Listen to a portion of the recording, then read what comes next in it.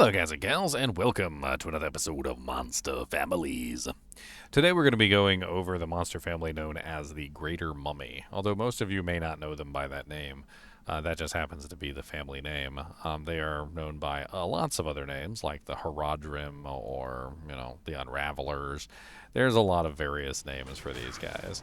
This is the most famous of them. His name is Radamant, and Radamant is one of the Greater Mummy family.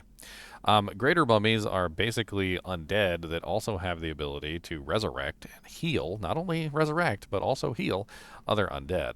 Let's read what the Marriott Summit has to say on them, and then we'll go from there. So, the Greater Mummy, just as he did with the mummified bodies that slept beneath the sands of Lutko Lane, Mephisto bound the spirits of his most powerful demonic minions to the corpses of the greatest warriors and mages of Aeronach. Natural leaders in life, they continue their positions of dominance within the ranks of the undead, rallying hordes of mummies about them as they seek the flesh of the living. Moving slightly faster than their lesser followers, their scythe-like arms deliver devastating blows to anyone who move within a striking distance. Their breath, filled with the vapors of the grave, is a deadly poison that has claimed the lives of many would-be heroes.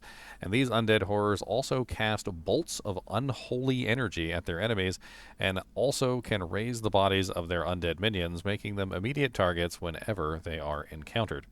Greater Mummies are capable of raising and healing other undead, with unique and champion monsters being an exception.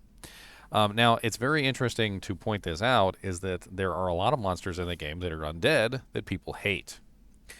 Undead Stygian dolls, which are the ones that explode and little bits of bone hit your face, absolutely nasty. And, of course, one of the monsters that they can resurrect, so they get to explode over and over again. The Greater Mummies also can resurrect Gloams, those evil black souls that shoot lightning at you that everyone hates in Worldstone Keep. They have the ability to resurrect those too. The Doom Knights are also undead, and there are a wide variety of monsters that Greater Mummies can potentially resurrect, which is nasty.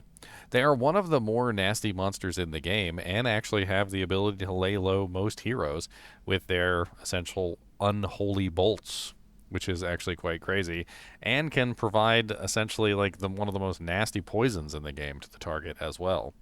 I have been killed on many occasions by these guys when they are extra fast, multi-shot, and they are usually accompanied by something that makes them much stronger. So they have the ability to fire these unholy bolts, which essentially bypass all damage. They're kind of like magic damage, but on the other side of the equation. Not like holy bolts that are magic damage for good. They're unholy bolts that are magic damage for bad bolts, right? But they still bypass all your resistances and all your damage reduction. And so if you get hit by a multi-shot spread of these on an extra fast version of this with a pack of them, you can get hit by 10 or 20 bolts and basically instantly be crumpled into dust. It's actually quite interesting. And their poison can crit on you, basically removing all your HP in a matter of seconds, which is also pretty nasty. They are pretty much priority targets number one in most situations, not only because they have the ability to resurrect the dead, but also because they have the ability to bypass most of your mitigations. They also have the ability to poison you, which can be very deadly. And on top of that, all of that, they can heal other undead as well. So they can not only bring them back to life, but they can make your life a living hell by constantly putting heals on the targets, which is just awful. Apparently, they also regenerate faster than normal monsters as well. Let's look at their damage, their types, and their resistances here first. So, in normal Hell Nightmare difficulty, as you can see, there's Hollow One, Guardian, Unraveler, and Horadrim. There are also guest monsters in Act 5. I'm 100% sure of this because I've seen Horadrim in Act 5, and that's where they resurrect Gloams and all sorts of other things, and it's really mean.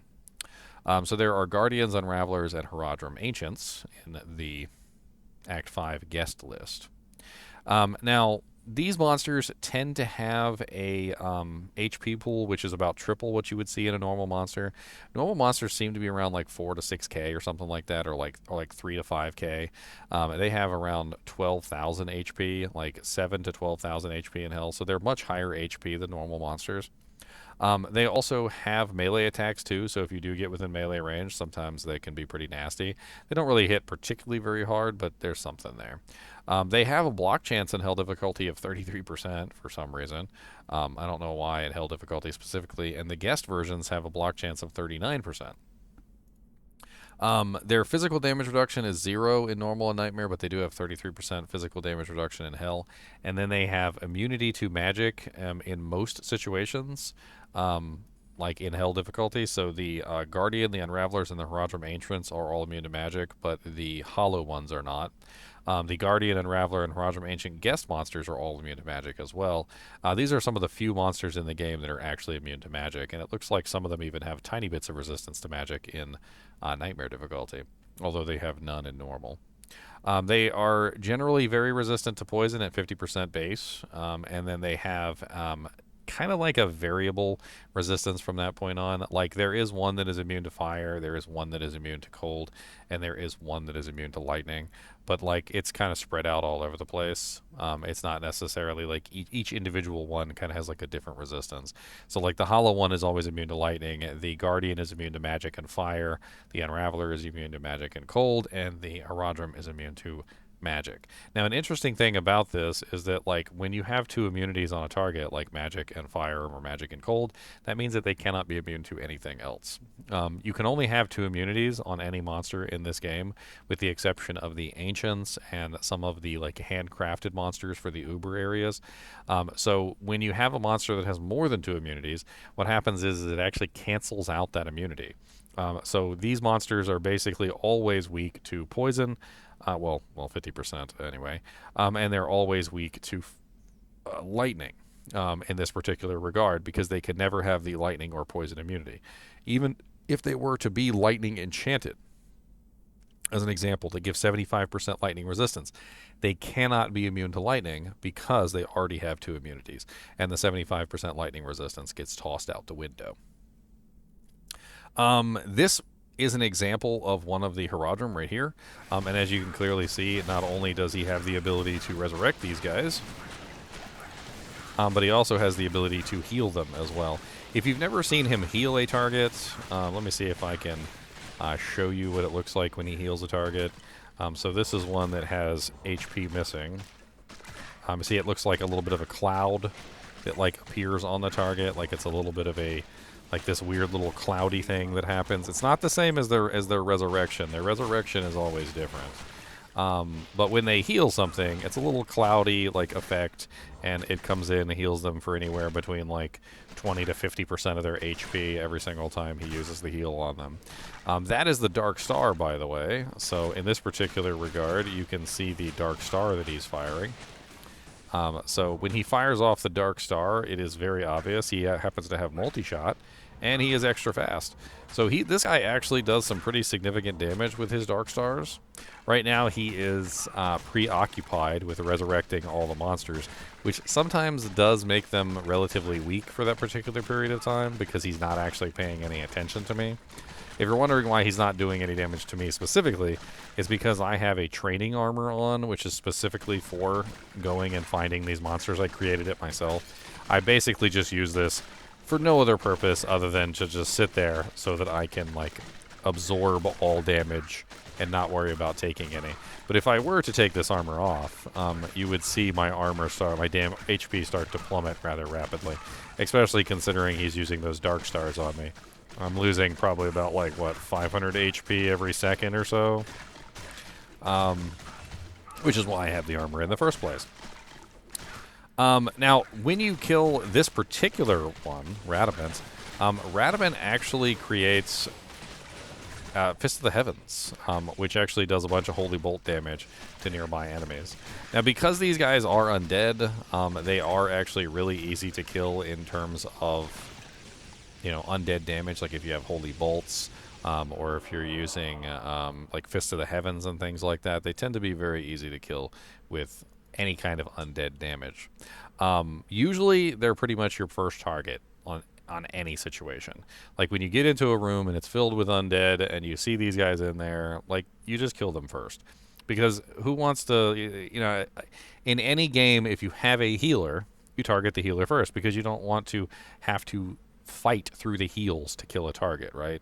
And that's exactly what these guys are. They're healers. They also have nasty damage too, though. So when you're fighting them with the Unholy Bolts, one thing to remember is that the Unholy Bolts have a relatively low range. And it's something that you can actually kind of avoid. So if you play with it for a little bit, you can see exactly what I'm talking about. And the only way that you'll really be in danger of the Unholy Bolts is if you're in range of them. Obviously, if you're a melee character, you have to be in range of them. But usually when you enter melee range, they will generally start meleeing you instead of firing unholy bolts at you. So this is really for the sorceresses. It's really for the Amazons, the range characters that are going to stand back, and they're going to be fighting these guys at a distance. And what this is going to do is it's going to give you an idea of how far you need to stand away from them to avoid getting hit by the Dark Stars, essentially. And here's a good example. So let me go ahead and kill off the minions real quick.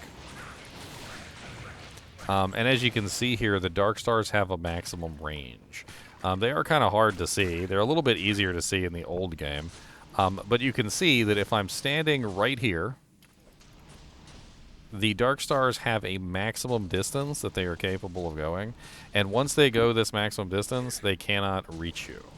And this is the easiest way to avoid damage on these guys, and then you can essentially just attack them from a distance, killing them with one of your longer ranged attacks, which actually does go that far.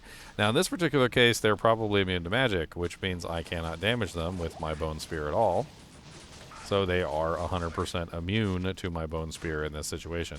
They are one of the few monsters in the game that are actually immune to magic, and actually one of the banes of the Hammerdin, because in Act 5, the guest monster type that is actually in the Waves of Bale is one that will prevent them from progressing forward unless they have another way to kill the monster. So there is a Horadrim, essentially, or a greater mummy that spawns on the Act 2 wave of the Bale run, and will prevent progress unless they have another way to kill them without magic. Usually smite or some other variation like holy bolts tends to be a good choice. Overall, definitely an interesting monster type that has some very odd behaviors. Are they good as revives? So this is a good question. As revives, they obviously can no longer res or heal other undead monsters, and technically the Necromancer's monsters do not count as undead, so that's a whole thing. They also sometimes walk into melee range and start striking, and they're not very good at melee. They're kind of slow and clunky with the melee damage, but what they are really good at is poison and the unholy bolts. And so if you have them at a distance, and they are shooting the unholy bolts at the target, they will do a pretty significant amount of damage. And the poison they put out is enough to stop regeneration for the most part. So overall, just like okay-ish ones. I usually try and res them anyway because I want to see like what it's like having a bunch of Dark Stars hitting a monster, and it's usually pretty pleasant.